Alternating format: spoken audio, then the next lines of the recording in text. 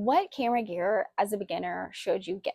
So, my first advice is get whatever equipment you can afford. So, you need to sit down and decide what your budget is and how much you can afford. Because if you can only afford $1,000 or you can afford several $1,000s, you're going to get a wide variety of what you can get for your budget. So, I always just say start with what you can afford and upgrade as you go. Now, whether it's Nikon or Canon or Sony, every single brand has their pros and their cons. I personally shoot Canon. At the time of getting started, Canon was the best sports photography equipment they had. Nikon has, at the time, wasn't really into sports as much as like Canon was. Like that's what everyone used. So that's why at the time I went Canon.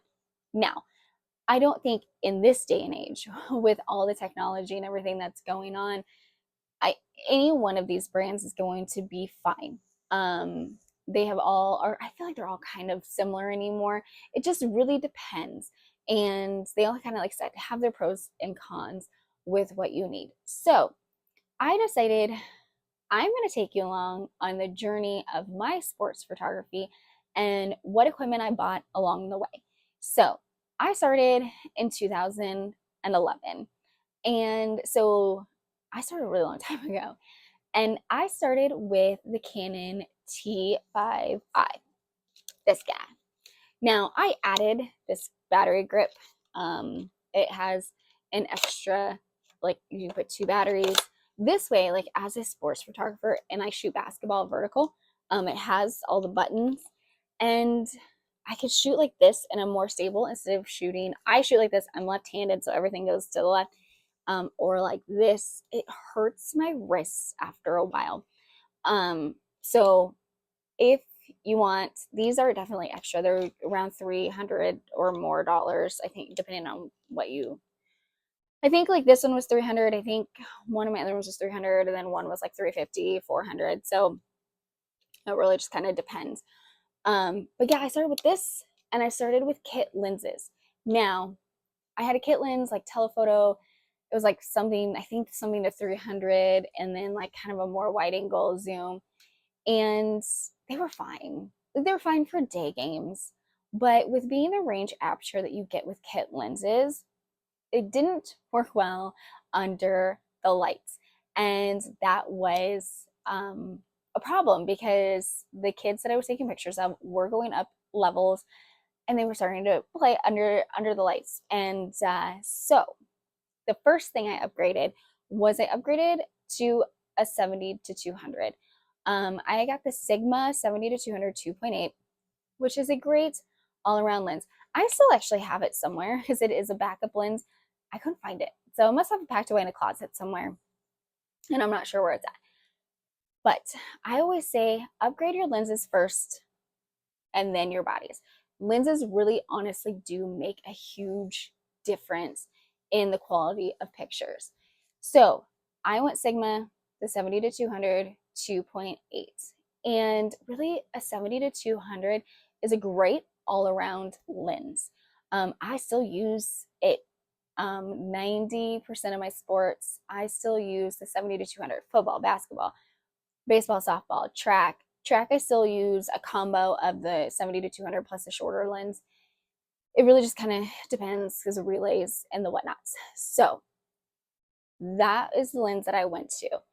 Then I also upgraded my short lens at that time too.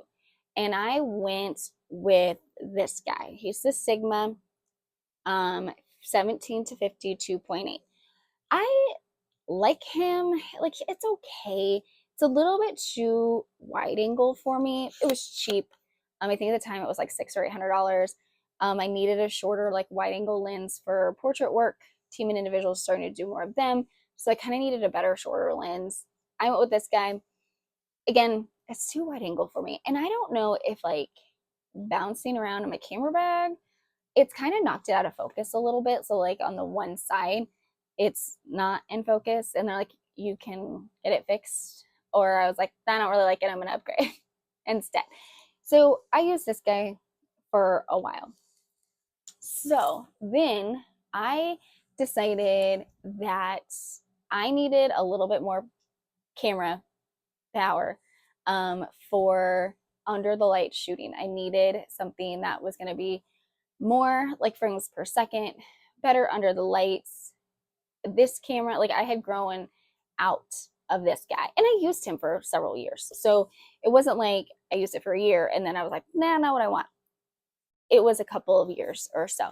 Then I upgraded to Canon's like prosumer,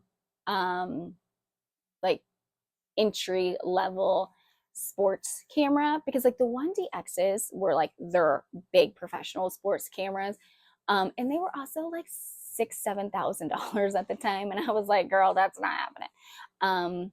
I am not going to spend that much money on a camera at the time. So the next best thing was the Canon 7D Mark II. Has high frames per second. It's still a crop sensor. This guy is a crop sensor as well. He's a crop sensor. The 7D Mark II is also a crop sensor.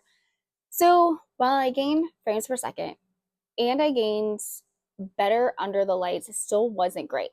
So after several years of using this, I decided to go up. Now, some people still love this camera, still use it.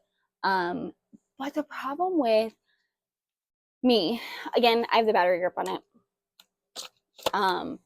But the problem with me is I shoot primarily at a school that has not updated their facilities in probably 50 years. So the lighting is awful. Now, we are getting a new baseball softball field. It is opening this summer for our summer season, for a baseball softball season. We were supposed to get a new football field, football stadium, because like ours is a dump, but we had a new board and they kind of axed that idea. So I don't think we're probably ever going to get a new one. At least not in the time that I'm still shooting. So I needed something that did better under the lights. So I really needed to go full frame at that point. Now, I then went to the Canon 5D Mark IV. Now, going with this guy, I knew I was giving up frames per second. He does not have as many as this one. But it was better under low light. I can shoot at 8,000 or higher ISO and still get usable pictures, where I felt like if you shot that high on this one, it was harder to get usable pictures in the dark stadiums that we shot out. Now, a lot of the schools that we go to now have updated their stadiums, so the lighting is a little bit better, but there's some dungeons that you have to go in that is hard, and ours is kind of one of them. But so I upgraded to this guy. Like I said, gave up frames per second, but got the full frame. So yeah, I also, again, battery grip on it. I will never own a camera that does not have the side button. It just will never happen. So yeah, now the next step that I'm going to take after this will be the last DSLR I own. So the next one, I will make the jump to mirrorless. I haven't done it yet because let's be real, they're expensive and I just can't afford it yet. So still working with this guy. And in the meantime, I think before I upgraded to the 5D, I did upgrade this lens to this one. This is the 24-70, which is a very popular zoom lens. It's a 2.8. This is the Sigma version. Again, Sigma's a good alternative to Canon or Nikon Nikkor lenses. They're a little bit cheaper, but they're still good. Like, I do have a Canon lens now. Like, these weigh about like holding them, they weigh about the same. This is like heavy duty. This is what I use for all my portrait work, my team and individuals, my senior banners, any portrait work that I do. I use this guy. He's good. It's a heavy duty 2.8, 24-70. I use it for track, especially relays, handoffs, that kind of thing. And I also use it somewhat for wrestling as well. When you're sitting mat side, sometimes they get a little close to you. And this guy works. But like I said, I use him. It's great. Then after having my Sigma 70 to 200 forever, I finally wore it out. I am not easy on my equipment. I shoot in all sorts of weather. I live in Iowa, so we're in the extreme heat, the extreme cold, the rain, the snow, the dirt, all of it. So my equipment kind of takes a beating, which is fine. But I wore out my Sigma 70 to 200. So instead of paying to get it fixed, because they said I'll probably spend more money, and they may not even fix it because it's a 10-year-old lens at that point, that I was like, I'll just upgrade and get a different one. And I think that was probably the best option at that time. Now, I went with the Canon. I went Canon this time. I could afford Canon, decided to do Canon. I've actually had a couple of problems with this lens. Thankfully, it was still under warranty and they fixed it. But yeah, I went with this guy. So now I have the 70 to 200. And I have had him, about 2 years now. No, year and a half. About a year and a half I've had him. So I went 70 to 200, this guy. But yeah, that's like I said, that's the journey I went. The one thing I don't like about this lens is, so the Sigma, it's the zoom ring. So on the Sigma, the zoom ring is out here, which is nice because then I can hold it like this and then I can use my fingers to change the zoom ring. This is the focus ring. On the Canon, it's down here, which I think is like too close to the camera body, and it's just awkward for me to hold. And I don't like to hold it like this. It's like, I don't know, it's unsteady for me. And so I hold it like this, and it does hurt my hand after a while. It's just too close, and I don't really like that. I don't really like that. But other than that, great lens. So, like I said, this and this is my setup. So what I use. I literally have nothing else. I have not used a 300 or 400 millimeter lens. I would love to eventually invest in one, but again, they're so expensive, and I don't know. I just haven't. I just use this guy. The 7D Mark II is my backup body, so he's still in my camera bag. So when I need to run two lenses, to run the big lens and the short lens, I'll use him. These guys use the same batteries, which is great because then I can just charge them. I can interchange them. But yeah, use the same batteries. And then also like my niece and nephew, if I take them out, more my niece so than my nephew, but when I take them out and we go and work on like their 4-H projects and we go out shooting landscapes, I'll give them this guy and this guy. So I'll give them the good setup, and then I'll take the 7D, and I'll take this one, and that way we can both go and shoot together, and it's not an issue, and I don't have to like stand around and watch because that's boring. But so yeah, like I said, that's the journey I've taken.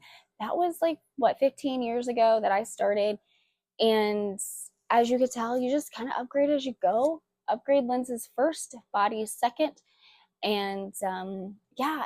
My other advice is, if you have a local camera store, go to your camera store, get your hands on it, on cameras, play around, decide what fits in your hand, because like I have tiny hands, so you want to make sure it's like a good fit in your hand.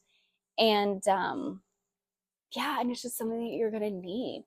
If you are still unsure, rent, which is something I'm gonna start doing more in the future. Is I'm gonna rent stuff first, go out and test it, go do a shoot, go shoot a game, go do whatever, and then decide if that's something that I need.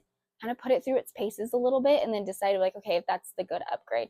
I think that's probably your best option too.